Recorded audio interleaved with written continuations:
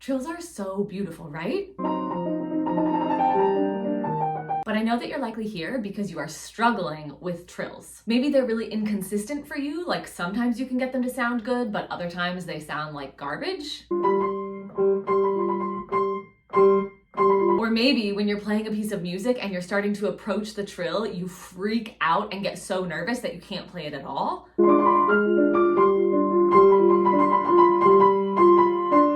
I get it, I've totally been there. I didn't actually learn the proper way to play trills or practice trills until I was in college. And so I spent my entire piano journey up until age 18 freaking out whenever I saw a trill because I knew that it was supposed to go fast and it was supposed to sound beautiful, but I was kind of flying by the seat of my pants every single time I would play one. And that's not really a sustainable strategy psychologically, nor does it result in consistent accuracy or consistent beauty when it comes to trills. So in today's tutorial, I'm going to give you a step-by-step guide on how to trill like a pro. If you follow these 3 steps correctly, you will be able to play trills with beauty and with ease. Make sure that you watch all 3 steps and implement every single thing that I'm telling you, because if you do one of these steps halfway or incorrectly, you aren't going to get those results of confidence and beauty when it comes to your trills. Now, before we dive in, go ahead and give this video a thumbs up, subscribe to the channel so you don't miss out on anything. Go ahead and share this video with a group of people that you think would benefit from it. Maybe an online piano community, or maybe a friend of yours that also plays the piano. So the very first step is something that when I say, you're probably going to want to skip,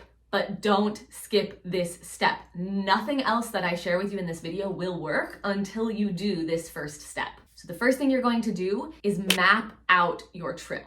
And what I mean by this is look at your music and look at where the trill is in the measure. What beat is it starting on and how long is the trill? This is going to vary depending on the piece that you're working on. Sometimes you'll see trills on a quarter note that only last 1 beat, and sometimes you'll see trills on a whole note that last 4 beats. And obviously those trills are going to be very, very different. Once you know how long your trill is going to last, you're going to decide how many notes per beat you're going to put in the trill.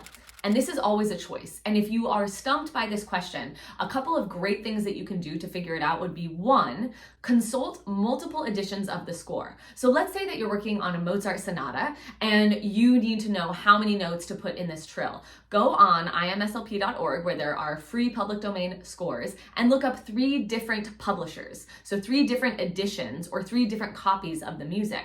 Some copies are actually going to have the trill written out for you, and other copies might have written explanations about how to play the trill, and so you can consult those sources to help you make your decision. And another great way to figure out how many notes you want to play for the trill is to listen to 3 different recordings. When you go on YouTube, make sure you're listening to pianists that are very well known so you know that they're interpreting these trills correctly, and slow the video down to half speed or even slower, and you can actually follow along and count how many notes they are doing for the trill.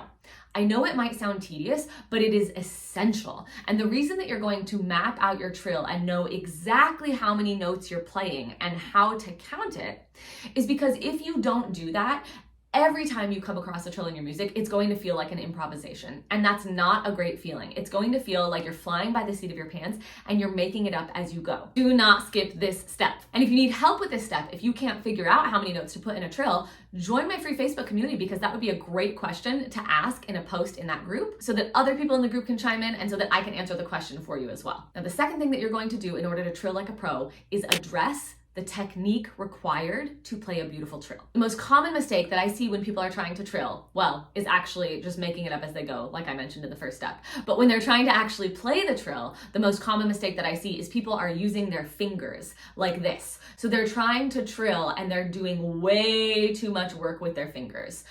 Individual fingers are not going to get you the speed and the fluidity that is required to play a fast and beautiful trill. When you are trilling on the piano, it's all about keeping your fingers curved, playing on the fingertips, and having the tiniest little rotation. It's like this motion, like you're turning a doorknob, except for it's very, very tiny. It's almost just like a little tiny shake. And when your fingers are glued to the keys, so they're not leaving the keys, and you do that tiny little shake, not only is your touch very light, but you can go a lot faster and produce a much more beautiful sound. Let me show you. So the way that most people trill is they find their notes and they start to lift their fingers. And this is way too much motion in my fingers. My fingers will never fully be able to go fast or have any kind of clarity if I'm lifting them off the keys and if I'm moving my fingers this much. So I'm going to round my fingers and play on the tips. Notice that they're on the very edge of the keys. And I'm also going to do that little tiny rotation with my wrist. Now watch what happens when I go from this.